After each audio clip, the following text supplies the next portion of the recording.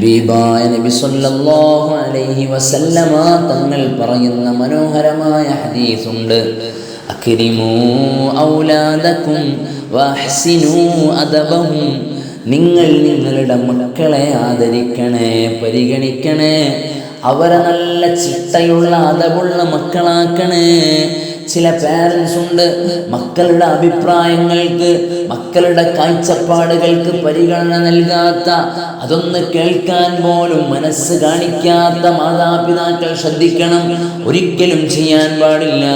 അവരെ നമ്മൾ മാറ്റി നിർത്തുമ്പോൾ നമ്മുടെ ചിന്തകൾ, നമ്മുടെ അഭിപ്രായങ്ങൾ അവരിൽ നമ്മൾ അടിച്ചേൽപ്പിക്കുമ്പോൾ അവരുടെ ആത്മവിശ്വാസം നഷ്ടപ്പെടുകയാണ്. സമൂഹത്തിൽ അവനൊരു സ്ഥാനവുമില്ല, അവനൊരു പരിഗണനയുമില്ല എന്ന ചിന്ത അവരിലേക്ക് കടന്നു വരികയാണ്. മറിച്ച് അവരെ പരിഗണിക്കുമ്പോൾ അവരുടെ മനസ്സിനൊരു ആരോഗ്യമുണ്ടാവുകയാണ്, സന്തോഷം തോന്നുകയാണ്, സമാധാനം തോന്നുകയാണ്. നല്ല മക്കൾക്കാണ് നാളെയുടെ നന്മകളിൽ നായകന്മാരാകാനുള്ള കഴിവ് ജനിക്കുന്നത്.